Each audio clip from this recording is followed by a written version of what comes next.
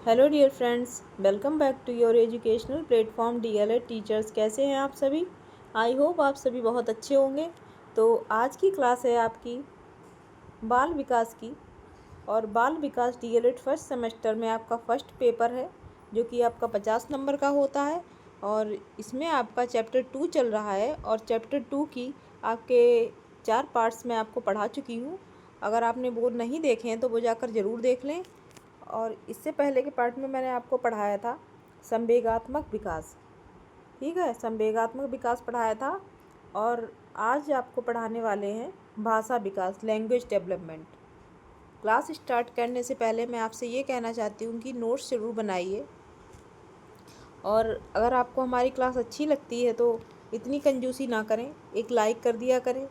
और हमारे चैनल को अगर सब्सक्राइब नहीं किया है तो चैनल को सब्सक्राइब कर लें और बेल आइकन को प्रेस कर लें, जिससे कि हमारे नए वीडियोस की नोटिफिकेशन आप तक आसानी से पहुंचती रहे। तो चलिए स्टार्ट करते हैं आज की क्लास। देखिए, बाल विकास एक ऐसा सब्जेक्ट है जिसको आपको रटने की ज़रूरत नहीं है। अगर आप हमारे साथ क्लास लेते रहेंगे और नोट्स बना लेंगे तो आपको जितना सुनकर याद होगा उतना ही लिखते लिखते याद हो जाएगा। तो आपको रटने की ज़रूरत नहीं पड़ेगी। तो नोट्स बना लीजिए और हमारे साथ क्लास लेते रहिए। अभी ये अभी आपके पास लगभग 2 महीने हैं, 2 से 1.5 महीना है एग्ज़ाम्स होने में। तब तक आप आसानी से सब कुछ कर ले जाएंगे। जैसा जैसा आपको जितना पढ़ाया जा रहा है उतना उतना पढ़ते रहिए, और कोई फ़िक्र की बात नहीं है। एग्ज़ाम से 15 डेज़ बिफोर आपको जो है मैराथन क्लासेस दी जाएंगी, और आपको एक ट्रिक बताई जाएगी जिससे कि 90% से अबव आप लोग नंबर जो है गेन कर सकें। चलिए, और बाल विकास जो है आपका फर्स्ट पेपर है। तो फर्स्ट डे जाएंगे जब आप एग्ज़ाम देने, तो पहले दिन आपको बाल विकास का एग्ज़ाम देना पड़ेगा। तो ऐसा माइंड फ्रेश करके जाइए कि माइंड पे कोई बर्डन ना हो कि मैंने रटा नहीं है। रटेंगे तो याद नहीं रहेगा। मैं रोज़ कहती हूँ, जब जब पढ़ाती हूँ आपसे कहती हूँ कि रटे नहीं, समझें चीज़ों को। समझी हुई चीज़ हमेशा याद रहती है, रटी हुई चीज़ अभी आपने 1 घंटे पहले याद की, 1 घंटे बाद भूल भी सकते हैं। तो समझिए टॉपिक को, रटिए नहीं और लिखते रहिए। जितने भी आपको, अगर आपने पहले की क्लासेस नहीं ली हैं बाल विकास की, तो वो जाकर सब देख लीजिए, नोट्स बना लीजिए। और जिन लोगों ने ले ली है क्लास, वो लोग अपना रिवीजन करते रहें। ठीक है, तो चलिए स्टार्ट करते हैं आज की क्लास। आज की क्लास में हम पढ़ेंगे भाषा विकास, लैंग्वेज डेवलपमेंट। भाषा विकास बौद्धिक विकास की सर्वाधिक उत्तम कसौटी मानी जाती है। बालक को सर्वप्रथम भाषा का ज्ञान परिवार से होता है। इसके बाद विद्यालय एवं समाज के संपर्क में उनका भाषाई ज्ञान समृद्ध होता है। जब बच्चा छोटा होता है, सर्वप्रथम वह क्या होता है, अपनी माता के संपर्क में आता है। उसकी माँ उसको लाड़ दुलार करती है और जो भी बोलती है उससे बातचीत करती है बच्चे से। बच्चा सुनता रहता है। बच्चा जवाब नहीं दे पाता, हालांकि वो सुनता रहता है। तो उन बातों का क्या होता है, उसके माइंड पे क्या होता है, असर पड़ता रहता है। वो उसके माइंड जो है कैच करता है। ठीक। तो धीरे, और ऐसे ही परिवार के अन्य अन्य सदस्यों के जब संपर्क में बच्चा आता है तो उनकी बातचीत सुनता है। उनसे क्या होता है, बच्चा जो है भाषा को धीरे धीरे ग्रहण करता रहता है। जब बच्चा थोड़ा बड़ा हो जाता है, वह विद्यालय जाना प्रारंभ करता है। तो विद्यालय के वातावरण में उसके मित्र होते हैं, शिक्षक होते हैं, सभी से क्या होता है, वह भाषा को सीखता है। समाज के संपर्क में जब बच्चा आता है, आस पड़ोस, जब विद्यालय जाने लगता है बालक, तो इतना बड़ा हो जाता है बच्चा कि आस पड़ोस में जाकर खेलने लगता है, मित्र बनाने लगता है। जब समाज के संपर्क में बच्चा आता है तो समाज से बहुत सारी बातों को सीखता है, बहुत सारी भाषा का उसे ज्ञान हो जाता है। तो धीरे धीरे उसके क्या होता है, भाषाई ज्ञान क्या होने लगता है, समृद्ध होने लगता है। ठीक है, बढ़ने लगता है भाषा का ज्ञान। आगे देखते हैं, हरलॉक के अनुसार इन्होंने क्या कहा है। भाषा दूसरों के साथ विचारों का आदान प्रदान करने की योग्यता है। अगर बताइए, इन्होंने बिल्कुल सही बात कही है। अगर सोचिए, अगर आपके पास भाषा नहीं होती, हम सब लोग बातचीत ना कर पाते होते, बोलते ही ना होते, तो क्या अपने विचारों को दूसरों को समझा पाते? जितना क्लियरली हम बोल के समझा सकते हैं। भाषा ये मत आप कहेंगे कि मैं इशारों में समझा देता, वो भी तो एक साइन लैंग्वेज है। अगर सोचिए कुछ इस तरीके का होता ही नहीं तो कैसे अपने विचार एक दूसरे से साझा कर पाते? तो भाषा ही एक ऐसा माध्यम है जिसके जिसके जिसके द्वारा क्या होता है, हम अपने विचारों को एक दूसरे तक पहुंचा सकते हैं। ठीक है, आगे देखते हैं। शैशवावस्था में भाषा का विकास। देखिए, जन्म के समय बालक क्रंदन करता है। जब बच्चा जन्म लेता है उस टाइम क्या होता है, बालक क्रंदन करता है कि रोता है। ठीक है, यह उसकी पहली भाषा होती है। क्या होता है, जब वह रोता है तो वही भाषा जो है, रोना ही उसकी पहली भाषा होती है। इस समय ना तो उसे स्वरों का ज्ञान होता है और न व्यंजनों का। जब बालक जन्म लेता है उस टाइम उसे स्वर और व्यंजन किसी प्रकार का कोई ज्ञान नहीं होता है। 25 सप्ताह तक शिशु जिस प्रकार की ध्वनियाँ निकालता है, जब तक बच्चा 25 सप्ताह तक जो है होता है ना, तो जिस प्रकार की ध्वनियाँ निकालता है उसमें क्या होता है, उनमें स्वरों की संख्या अधिक होती है। ठीक है, बच्चा जब बिल्कुल बोल नहीं पाता है, छोटा सा होता है, तो क्या होता है, वो तो अपनी अगर कुछ उसे भूख लगेगी तब भी वो रोता है, अगर प्यास लगेगी तब भी वह रोता है। तो क्या होता है, सिर्फ उसके पास स्वर होते हैं और व्यंजन नहीं होते हैं। ठीक, 10 मास की अवस्था में शिशु पहला शब्द बोलता है, इसे बार बार दोहराता है। बच्चा जब 10 महीने का हो जाता है तो पहला शब्द बोलता है, बोलेगा माँ, पा। ठीक, इस तरीके के वर्ड्स वह बोलना स्टार्ट करता है। स्मिथ के अनुसार भाषा विकास की प्रगति। देखिए, स्मिथ ने क्या बताया है,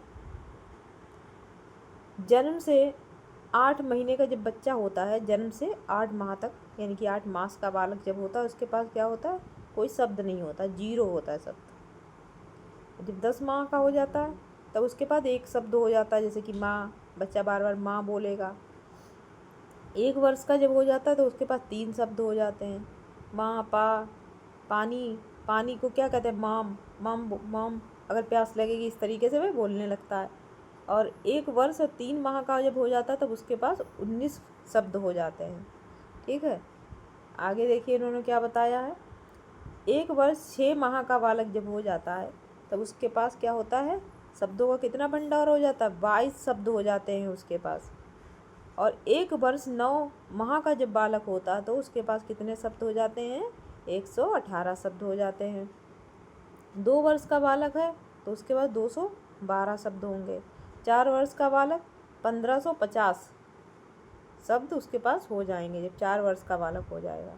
किसने बताया आपको, स्मिथ ने। ठीक है, 5 वर्ष का बालक होगा तो उसके पास 2072 शब्द हो जाएंगे और 6 वर्ष के बालक के पास 2562 शब्द हो जाएंगे। ठीक है, बच्चों में वाक शक्ति का विकास निम्न चरणों में होता। देखिए, क्रंदन 2016 में आपसे पूछा गया था कि क्रंदन क्या होता है। ठीक है, तो आप लोग नोट कर लेना। शिशु के जन्म से ही क्रंदन प्रारंभ हो जाता है, जैसे जैसे रोना, चीखना। जब बच्चा जब जन्म लेता है उस टाइम क्या होता है, बच्चा रोता है। अगर बच्चा नहीं रोता है, उसकी पीठ थपथपाते हैं डॉक्टर्स की, रो क्यों नहीं रहा है। ठीक है, तो बच्चे का रोना आवश्यक होता है। रोते जो बच्चा नहीं रोता है उसे कुछ ना कुछ प्रॉब्लम होती है। ठीक, कूकना यानी कि कोई बच्चे 2 महीने की उम्र में बच्चे 2 महीने की उम्र के आसपास कूकना शुरू कर देते हैं। शिशु स्वर ध्वनियों को दोहराता है। जब 2 महीने का बच्चा हो जाता है तो आ, ऊ, इस तरीके की आवाज़ें वह करने लगता है, कूकने लगता है। ठीक है, ये सभी चीज़, ये क्रंदन, कूकना, बबलाना, ये सब आपको जो है 1 नंबर में वेरी शॉर्ट में मिल जाएंगे या फिर ऑब्जेक्टिव टाइप में। इसके अलावा ये नहीं पूछे जाते हैं। ठीक है, आगे देखते हैं बबलाना यानी कि बैबलिंग। शिशु विभिन्न प्रकार की ध्वनियों को निकालता है, जैसे बा, पा, दा। इस तरीके से बोलता है। ये क्या होता है, ये क्या कहलाता है, बैबलिंग कहलाता है, यानी कि बबलाना। आगे देखते हैं हाव भाव। बालक यानी कि शिशु भाव का प्रदर्शन मुस्कुराकर, हाथ फैलाकर, उंगली दिखाकर, मूक भाषा में करता है। ठीक है, बच्चा बिल्कुल छोटा सा शिशु शिशु शैशव अवस्था में जब होता है, बच्चा क्या करता है, मुस्कुराता है, हाथ दिखाएगा या फिर उंगली दिखाएगा, फिर इस तरीके की भाषा का वह प्रयोग करता है। इस तरीके के जब हाव भाव बालक के होते हैं तो उसकी माँ समझ जाती है, उसके आस पड़ोस परिवार के लोग समझ जाते हैं कि बच्चा क्या कह रहा है। ठीक, आगे देखते हैं शब्द भंडार। बालक के शब्द भंडार में वृद्धि उसके आयु के साथ साथ होती है। बच्चा जैसे जैसे बड़ा होता है उसके पास उसका जो शब्द भंडार होता है वह भी बड़ा होता चला जाता है। बाल्यावस्था में भाषा का विकास। अभी हमने क्या देखा, शैशवावस्था में भाषा का विकास किस प्रकार से होता है। अब हम देखेंगे बाल्यावस्था में भाषा का विकास किस प्रकार से होगा। आयु के साथ साथ बालकों के सीखने की गति में वृद्धि होती है। बच्चा जैसे जैसे बड़ा होता है ना, वह हर चीज़ को सीखता है। जैसे छोटा होता है तो उतना नहीं सीख पाता, जैसे जैसे बड़ा हो जाता है वह और अधिक चीज़ें सीख लेता है। इस अवस्था में बालक शब्द से लेकर वाक्य विन्यास तक की सभी क्रियाएं सीख लेता है। बच्चा जो है शब्द सीख लेता है, वाक्य विन्यास करना सीख जाता है। ठीक, हाइडर नामक मनोवैज्ञानिक ने अध्ययन करके निम्न परिणाम प्राप्त किए। देखिए इन्होंने क्या परिणाम प्राप्त किया, आइए देखते हैं। लड़कियों में भाषा का विकास बालकों की अपेक्षा तेजी से होता है। हाइडर महोदय का कहना था कि इन्होंने अपना शोध किया तो उन्होंने क्या पाया कि जो लड़कियां होती हैं उनमें भाषा का विकास जो है लड़कों की अपेक्षा तेज गति से होता है। लड़कियां जल्दी भाषा सीख जाती हैं, लड़के उनकी अपेक्षा थोड़ा धीमी गति से सीखते हैं। लड़कों की अपेक्षा लड़कियों के वाक्यों में शब्द संख्या अधिक होती है। इनका ये कहना था कि जो लड़कियां होती हैं इनको की लड़कों की अपेक्षा इनके जो शब्द होते हैं उनकी संख्या अधिक होती है, लड़कों के पास उतनी संख्या नहीं होती है। अपनी बातों को ढंग से प्रस्तुत करने की क्षमता लड़कियों में अधिक होती है। इनका ये कहना था लड़कियां जो होती हैं अपनी बातों को ढंग से प्रस्तुत कर लेती हैं अपेक्षाकृत किसके, लड़कों की अपेक्षाकृत। ठीक है, यही तो आपने ये देखा होगा, बड़े हो जाते हैं ना तो लड़कियां ज़्यादा अच्छे तरीके से अपनी बात कह पाती हैं। बड़ों में भी देखा गया कई कई जगह पे, जिस बात को लड़के नहीं बोल पाते हैं लड़कियां बोल देती हैं। आगे देखते हैं किशोरावस्था में भाषा का विकास। इस अवस्था में बच्चे अपनी भाषा को अधिक साहित्यिक बना लेते हैं। क्या कर लेते हैं, साहित्यिक भाषा बना लेते हैं बच्चे किशोरावस्था में। बच्चों में होने वाले शारीरिक परिवर्तनों से जो संवेग उत्पन्न होते हैं उससे उनकी कल्पना शक्ति का विकास होने लगता है और वो कविता, कहानी व चित्र के माध्यम से अपनी भावनाओं को व्यक्त करते हैं। किशोरावस्था में बालक जब होता है तो उसके अंदर जो है कल्पना शक्ति का विकास हो जाता है। तो वो उस कल्पना शक्ति को किसके माध्यम से प्रस्तुत करता है, कहानी, कविता या कोई चित्र बनाकर। ठीक है, भाषा विकास को प्रभावित करने वाले कारक। चलिए भाषा विकास को प्रभावित करने वाले कारक देखते हैं कौन कौन से हैं। भाषा विकास को प्रभावित करने वाले कारक निम्नलिखित हैं। पहला क्या है, आनुवांशिकता भाषा सीखने की गति एवं क्षमता को प्रभावित कर सकती है। हेरिडिटी, आनुवांशिकता मतलब कि हेरिडिटी जो होती है ना उसमें भी भाषा को सीखने में उसका भी एक अहम रोल है। ठीक है, बच्चा किस प्रकार से किस चीज़ को सीख रहा है। जैसे कि भाषा हो गई आपकी, अगर बच्चे ने बहुत अधिक अच्छे से बहुत जल्दी भाषा सीख ली तो हो सकता है उसके माता पिता भी ऐसे रहे हों जिन्होंने भाषा जो है बहुत जल्दी बोलना सीख गए हों जब वे छोटे हों। ठीक, तो जब माता पिता ऐसे रहे होंगे तो हो सकता है संभवतः ऐसा होता देखने को मिला है कि उनके बालक भी अगर उनके बालक जो होंगे तो जैसे माता पिता ने जल्दी भाषा सीख ली होगी तो उनके बच्चे जो हैं वह भी जल्दी भाषा सीख जाएंगे। क्यों होगा ये, आनुवांशिकता, क्योंकि आनुवांशिक जो लक्षण होते हैं वो एक पीढ़ी से दूसरी पीढ़ी में क्या होते हैं, ट्रांसफ़र होते रहते हैं। ठीक है, परिवार एवं आस पड़ोस के वातावरण का प्रभाव बालक के भाषा विकास पर गहराई से पड़ता है। परिवार का देखिए कैसा वातावरण है, इस चीज़ का प्रभाव बच्चे पे पड़ेगा। ठीक है, वो किस स्थान पे मतलब बालक का घर है, उसके आस पड़ोस कैसे लोग रहते हैं, कैसा समाज है उसके आस पड़ोस में, अच्छे लोग रहते हैं या बुरे लोग रहते हैं। अच्छे लोग रहेंगे, सभ्यता वाले लोग अगर रहते होंगे तो बच्चे के अंदर जो भाषा का विकास होगा कैसा होगा, सभ्यतापूर्ण होगा। अगर परिवार में बच्चे के सभ्यतापूर्ण भाषा का प्रयोग किया जा रहा है तो बच्चा क्या करेगा, उसी सभ्यतापूर्ण भाषा को सीखेगा। अगर अनुचित भाषा का प्रयोग किया जा रहा है घर में कलेश हो रहा है, गाली गलौज हो रहा है, या फिर आस पड़ोस ऐसे कुछ लोग रह रहे हैं जो शराबी जुआरी हैं और गाली गलौज करते हैं, तो इस प्रकार का जो भाषा विकास से बच्चे के प्रभाव पड़ेगा, हो सकता है वो बच्चा उन चीज़ों को सीख ले। ठीक है। अब तीसरा पॉइंट आपका है, अपर्याप्त पोषण बच्चे के मस्तिष्क को प्रभावित करता है, जिससे भाषा विकास अच्छे से नहीं हो पाता है। अगर सोचिए बालक है, अपनी ग्रोथ एज में है, ठीक है, अगर उसको अच्छे से पोषण नहीं मिल पा रहा है, अगर पोषण नहीं मिलेगा तो उसके ना तो मस्तिष्क का विकास हो पाएगा अच्छे से, ना ही शारीरिक विकास हो पाएगा अच्छे से। तो शरीर में अगर बच्चा ग्रोथ एज में है, उस टाइम अगर उसको अच्छा पोषण नहीं मिलेगा तो उसका हर प्रकार का विकास जो है क्या हो जाएगा, प्रभावित हो जाएगा उससे। अगर बच्चे को अच्छा पोषण मिल रहा है तो उसका मस्तिष्क विकास हो गया, शारीरिक विकास हो गया, जितने भी विकास होगा सारे क्या होंगे, बहुत अच्छी तरीके से हो जाएंगे। फोर्थ पॉइंट क्या है, सुनने की क्षमता में कमी भाषा विकास को प्रभावित करती है। अगर कोई बच्चा है बस मैं सुन नहीं पाता है अच्छे तरीके से, उसको सुनने की क्षमता है, तो क्या होगा, तो वो बच्चे वो जो कोई अगर आस पड़ोस कोई भाषा बोली जा रही है तो उस चीज़ को वो सुन नहीं पाएगा सही से, उस चीज़ को अगर कैच ही नहीं कर पाएगा तो वो कैसे सीखेगा, नहीं सीख पाएगा सही से। फिफ्थ पॉइंट आपका है, बच्चे को बहुत अधिक भाषाओं से परिचित कराना। अगर बच्चा छोटा है, एक साथ उसको हमने हिंदी सिखाने लगे, इंग्लिश भी सिखाने लगे, अब हम सोच रहे हैं संस्कृत भी सिखा दें उसको इसके साथ साथ, और कोई एक अन्य भाषा भी सिखा दें, तो क्या एक साथ जितनी भाषा आप सिखाओगे तो बच्चे के माइंड पे प्रेशर इतना बढ़ जाएगा, तो क्या होगा, वो अच्छे से कोई भी भाषा को सीख नहीं पाएगा। बच्चे के वातावरण में परिवर्तन, जैसे स्थान परिवर्तन, बच्चा अभी जिस वातावरण रह रहा है, जैसे कि वह जिस जगह पे रह रहा था वहाँ सब हिंदी बोल रहे थे, अब ऐसा हुआ कि उसके पापा का ट्रांसफ़र हो गया और वो ट्रांसफ़र होकर ऐसी जगह चले गए जहाँ सब इंग्लिश बोल रहे हैं, तो क्या होगा, बच्चे को वहाँ पे जब जाएगा, स्थान परिवर्तित हो जाएगा तो उसकी वहाँ की भाषा भी परिवर्तित हो जाएगी, तो क्या होगा, उस चीज़ का प्रभाव पड़ेगा बच्चे के ऊपर। तो वो एकदम से क्या होगा, क्या वो वहाँ की भाषा सीख जाएगा, नहीं सीख पाएगा। बोलने के लिए अपर्याप्त अवसर, अब बच्चा हो गया, उसको जैसे वो अपनी बात घर में कुछ कहना चाह रहा, सब अपने अपने विचार रख रहे हैं, और बच्चा अगर कुछ कहना चाह रहा तो उसे चुप करा दिया गया, तुम चुप रहो, तुम छोटे हो, तुम नहीं बोलोगे बीच में।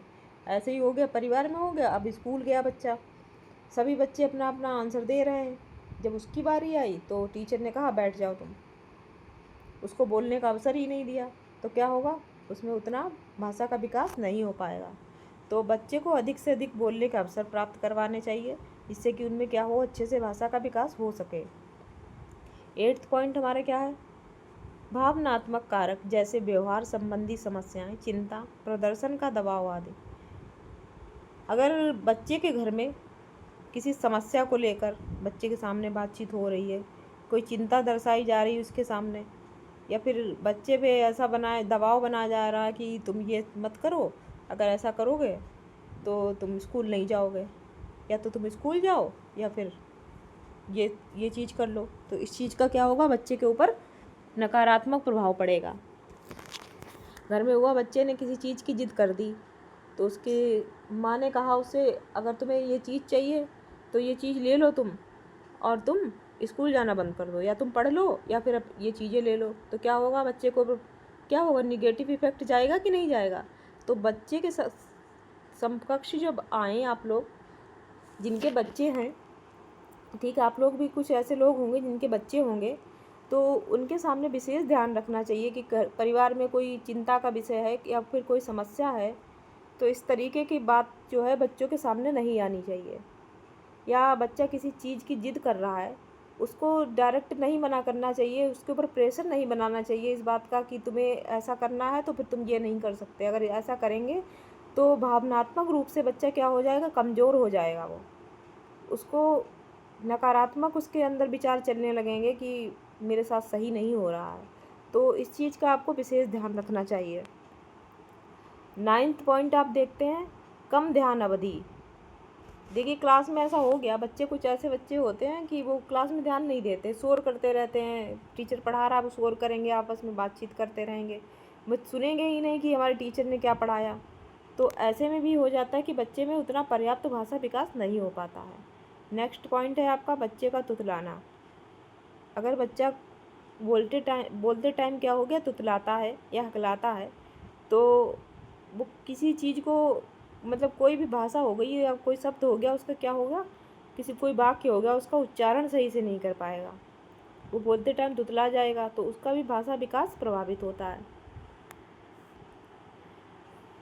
नेक्स्ट हमारा टॉपिक है, देखिए भाषा विकास हमने पढ़ लिया शैशवावस्था में, बाल्यावस्था और किशोरावस्था में, और भाषा विकास को प्रभावित करने वाले कारक, इतना आपने पढ़ लिया है। ठीक है, आगे हमारा नेक्स्ट टॉपिक स्टार्ट होने वाला है, क्या है वो, सृजनात्मकता। सृजनात्मकता आपसे 2017 में पूछा जा चुका है। ठीक है, तो आप लोग नोट कर लेना, इम्पोर्टेंट है ये आपके लिए। तो देखते हैं सृजनात्मकता का अर्थ, किसी नई चीज़ को उत्पन्न या रचना करना। ठीक है, कोई नई चीज़ की डिस्कवरी कर लेना, इन्वेंशन कर लेना, कोई पुरानी चीज़, पड़ी हुई चीज़ से कोई नई चीज़ बनाकर उसको क्या करना, बनाकर दिखा देना, क्या हो गया, रचनात्मकता हो गई, सृजनात्मकता हो गई। ठीक है, नवीन क्रियाओं एवं नवीन विचारों को उत्पन्न करने की शक्ति या नवीन खोज करने की शक्ति, अर्थात किसी के पीछे न चलकर अपनी नई राह बनाने की सोच को ही हम सृजनात्मकता कहते हैं। क्या होता है, कोई बालक है, वह बहुत मतलब इंटेलिजेंट बालक है, एक उसको टूटा फूटा सामान दे दिया गया और उसने उस टूटे फूटे सामान से बनाकर एक नई वस्तु आपको दिखा दी। ठीक है, तो क्या होंगे, वह क्या हो जाएंगे, सृजनात्मक बालक हो जाएंगे। वह किसी के पीछे नहीं चलना पसंद करते हैं, वह अपनी राह स्वयं बनाते हैं।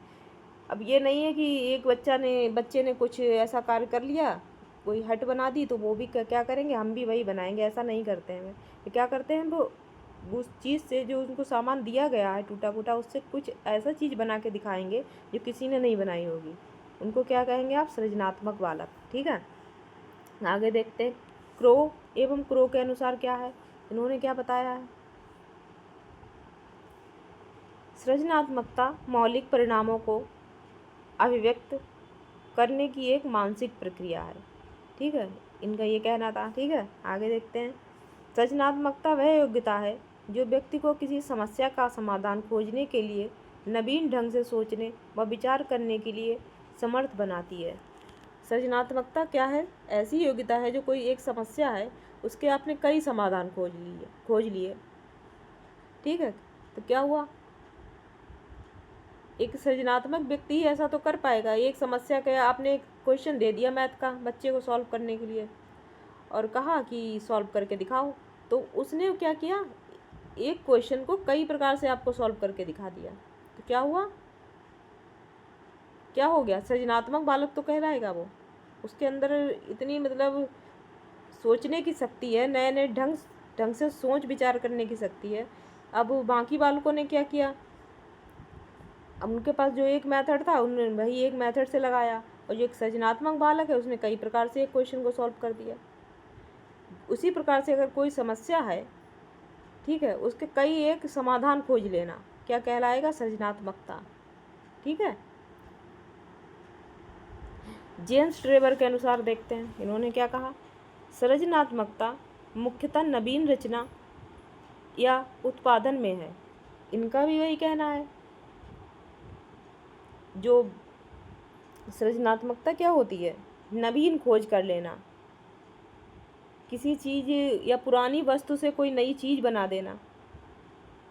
ठीक है, क्या कहलाएगा आपका, सृजनात्मकता कहलाएगा। सृजनात्मक बालकों की विशेषताएं देखते हैं। सृजनात्मक बालकों की विशेषताएं निम्नलिखित हैं। पहली विशेषता क्या है इनकी, देखते हैं, सृजनात्मक बालकों में मौलिकता पाई जाती है, अर्थात इन बालकों में कल्पना और चिंतन करने की क्षमता होती है। जो सृजनात्मक बालक होते हैं इनमें कल्पना करने की शक्ति होती है, कोई चीज़ हो उनका मनी मन विचार कर लेंगे कि ऐसा ऐसा करना है। ठीक है, चिंतन करेंगे कि ऐसा ऐसा कर लेंगे तो ऐसा हो जाएगा। कोई चीज़ अगर उनको दी गई पुरानी चीज़ से उनको नई चीज़ बनाने की उनके क्या हो जाएगा, मन में विचार उत्पन्न हो जाएंगे, मैं सोचेंगे कि मैं इसके साथ ऐसा करूं तो ये चीज़ ऐसी बन जाएगी। ठीक है, इस तरीके से विचार आते हैं इनके मन में। सृजनात्मक बालकों में बुद्धि लब्धि उच्च पाई जाती है। जो सृजनात्मक बालक होते हैं उनकी बुद्धि कितनी होती है, 110 से लेकर कितनी होती है, 140 तक। ठीक है। जो सृजनात्मक बालक होते हैं उनकी बुद्धि लब्धि 140 तक होती है। ये बालक किसी विषय को सरलता से समझ लेते हैं। जो सृजनात्मक बालक होते हैं इनकी समझने की शक्ति भी बहुत होती है, क्योंकि इनका IQ लेवल हाई होता है। कोई भी अगर उनको कोई टॉपिक दे दिया गया, कोई सब्जेक्ट दे दिया गया, टीचर ने एक बार समझाया तो वो समझ जाएंगे और उस पर भी अपने विचार प्रस्तुत कर देंगे कि ऐसा ऐसा होना चाहिए, अपने भी विचार उस पर प्रस्तुत कर देंगे। 4th पॉइंट क्या है? सृजनशील बालक कोई भी कार्य सूझबूझ के साथ करते हैं। क्या करते हैं? जो सृजनशील बालक होते हैं कोई भी कार्य करेंगे तो वो सूझबूझ के साथ करेंगे। सृजनात्मक बालकों में क्रियाशीलता अधिक होती है। ये बालक हमेशा किसी न किसी कार्य में लगे रहते हैं। सृजनात्मक बालक जो होते हैं क्रियाशील होते हैं। वह ये नहीं कि एक जगह पे बैठे हुए हैं और मुंह लटकाए बैठे हुए, इस तरीके से वो नहीं करते। वो किसी न किसी कार्य में हमेशा लगे रहते हैं, नई खोज करने में लगे रहते हैं।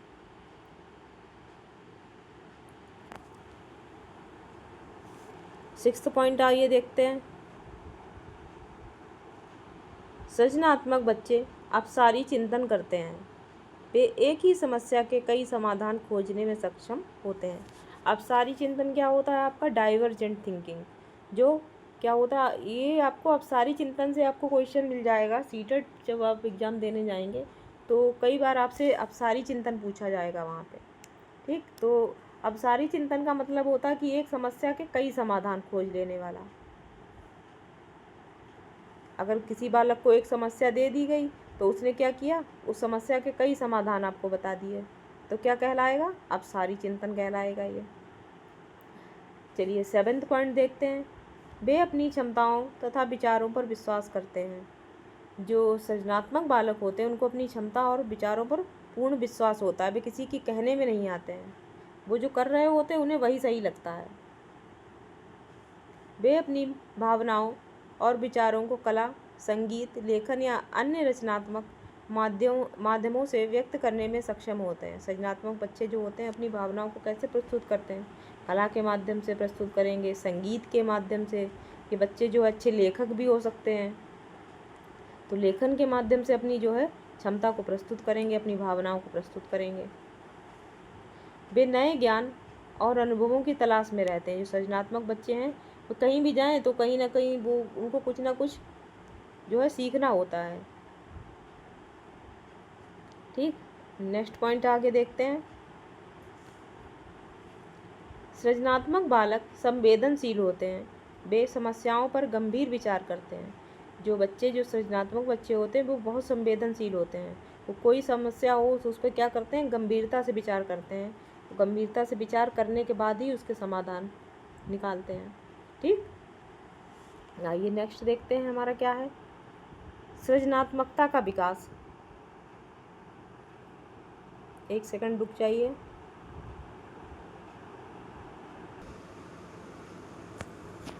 तो हमारा इसमें नेक्स्ट है, देखते हैं सृजनात्मकता का विकास।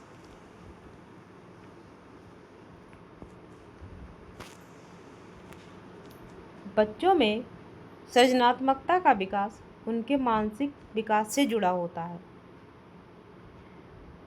इसमें बच्चों को कल्पना, समस्या समाधान और नए विचारों को समझने में मदद करना शामिल है।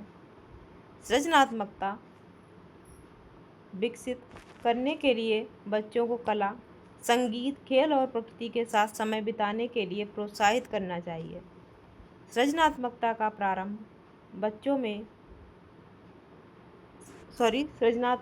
प्रारंभ बाल्यावस्था में हो जाता है और सर्वप्रथम खेल के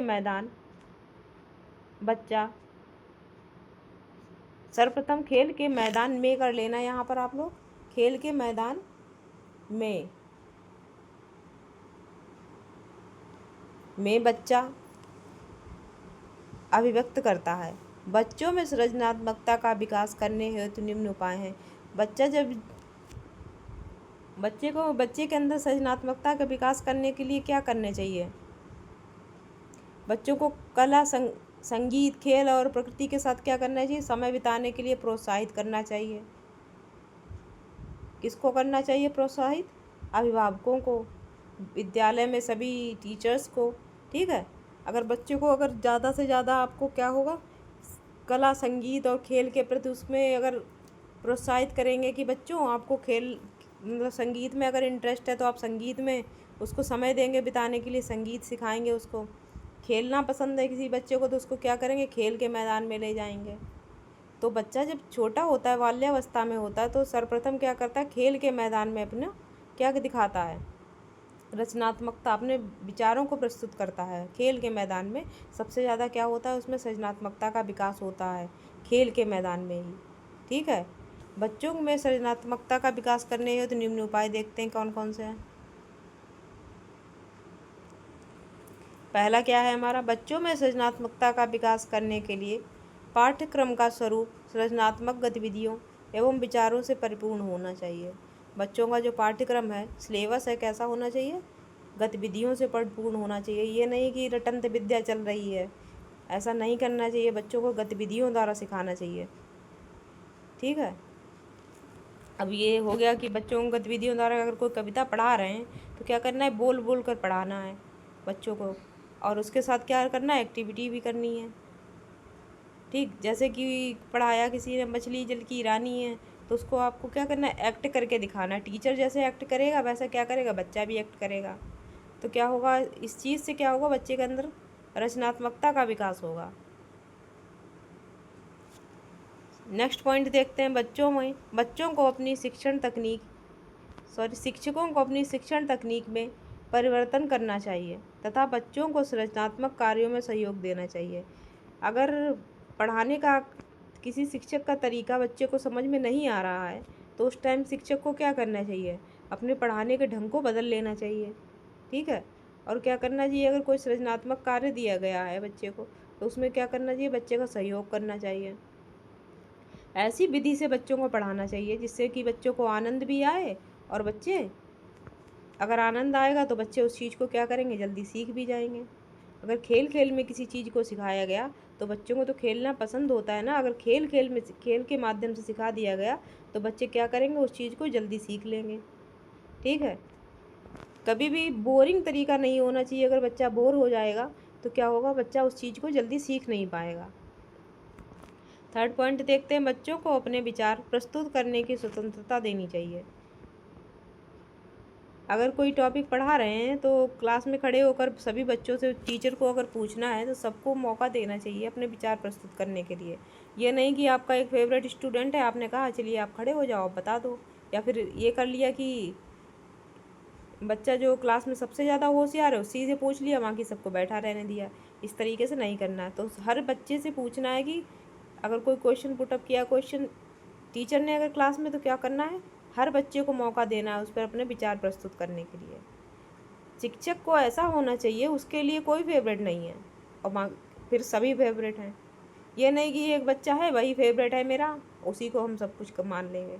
कई टीचर्स ऐसा करते हैं, हालांकि ऐसा नहीं करना चाहिए। सभी क्लास में बच्चे आपके एक समान होते हैं, उनमें अगर समानता रखेंगे तो बच्चों जो है आपसे प्रेम करेंगे, आप बच्चों से प्रेम करेंगे तो बच्चे क्या होंगे, स्वतंत्र महसूस करेंगे, आपकी क्लास में अपने खुलकर विचार रख पाएंगे। अब डरा धमका कर अगर पढ़ाएंगे तो क्या होगा, बच्चा सीख नहीं पाएगा। अगर सबसे पीछे बैठा हुआ बच्चा है, वो कम बोलता है क्लास में, तो ऐसा नहीं है कि टीचर ने उसे इग्नोर कर दिया, चलो हटाओ इसे, ये तो बोलता ही नहीं है। इस तरीके से नहीं करना, उसको तो पूछना चाहिए बार बार कि भाई बेटा आप अपने बताओ, या ऐसा मैंने पूछा है तो बताओ कि ऐसा क्या है, इस क्वेश्चन का आंसर क्या हो गया। अगर पूछा, किसी ने, टीचर ने पूछा लाल किला कहाँ है, तो सभी बच्चे बता रहे हैं। अब पीछे बैठा हुआ एक बच्चा है, वो कभी बोलता ही नहीं क्लास में। तो ऐसा नहीं करना है कि उसको इग्नोर कर देना है, उससे भी पूछना है। रोज़ पूछेंगे तो उसमें क्या हो जाएगा, जो उसमें जो झिझक है ना बोलने की, उसकी प्रवृत्ति है, वो धीरे धीरे समाप्त हो जाएगी। बच्चों को कलात्मक और सांस्कृतिक गतिविधियों में शामिल होने के लिए प्रोत्साहित करें। जो बच्चे होते हैं हमारे क्लास में, तो उनको क्या करना है, कलात्मक हो गई और सांस्कृतिक प्रोग्राम जो होते हैं स्कूल में रखे जाते हैं, कभी एनुअल डे हो गया, या फिर कोई इंडिपेंडेंस डे हो गया, रिपब्लिक डे हो गया, या फिर कोई अन्य फेस्टिवल हो गया, तो उस पर अगर कोई गतिविधि हो रही, सांस्कृतिक गतिविधि, तो बच्चों को प्रोत्साहित करें कि आप उनमें हिस्सा लें। जो बच्चे कभी हिस्सा नहीं लेते हैं उनको भी, कुछ बच्चे तो अपने आप स्वयं ही उत्साहित होते हैं कि मुझे इसमें हिस्सा लेना है। कुछ बच्चे ऐसे होते हैं चुपचाप बैठे रहते हैं, उनको किसी एक्टिविटी में हिस्सा लेने का मन ही नहीं होता, या फिर वो शर्म के मारे नहीं ले पाते हैं। तो ऐसे बच्चों को भी आपको प्रोत्साहित करना है कि उन बच्चों में भी जिज्ञासा हो कि मैं भी इनमें जो जो गतिविधियाँ हमारी सांस्कृतिक प्रोग्राम हो रहे हैं तो उनमें वो पार्टिसिपेट कर सकें। ठीक है, तो आज आपका चैप्टर 2 कंप्लीट हो गया है।